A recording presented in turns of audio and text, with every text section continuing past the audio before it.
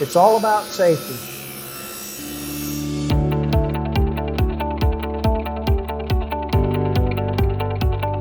If you've followed the Woodsmith store for any length of time, you've heard me talk about some of my favorite tools in the shop. I think I'll talk about push blocks today. We all have them. You need them. So I have the one that came with the saw. There's a homemade.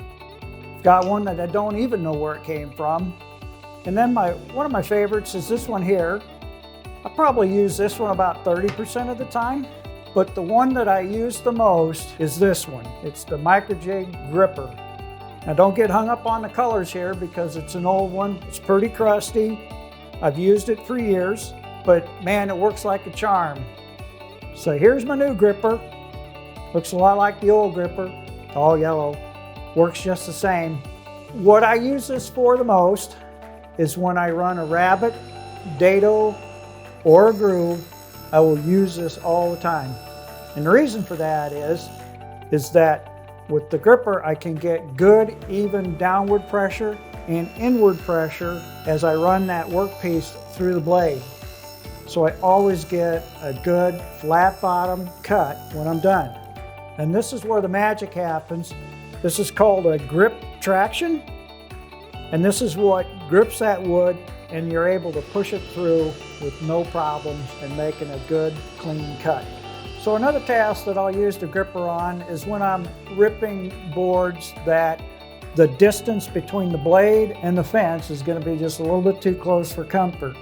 The center leg is adjustable, and I've adjusted it so that that blade is going to run right between those two legs.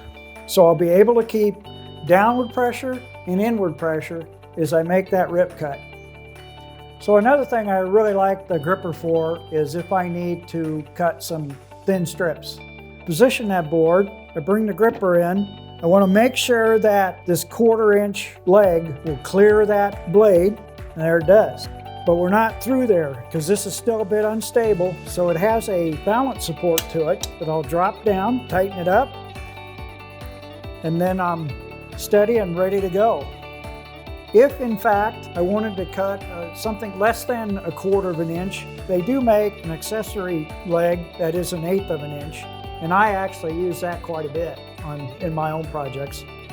I've had a gripper in my shop for years. From a safety standpoint, you just can't beat it. Your hand is completely away from that blade. So to recap, center leg is adjustable. The legs are replaceable. The handle can adjust either direction to suit your level of comfort, and the balance support will accept different thicknesses of lumber. So for me, there's nothing not to like about the gripper. For more information on the gripper or anything else at the Woodsmith store, check us out at thewoodsmithstore.com.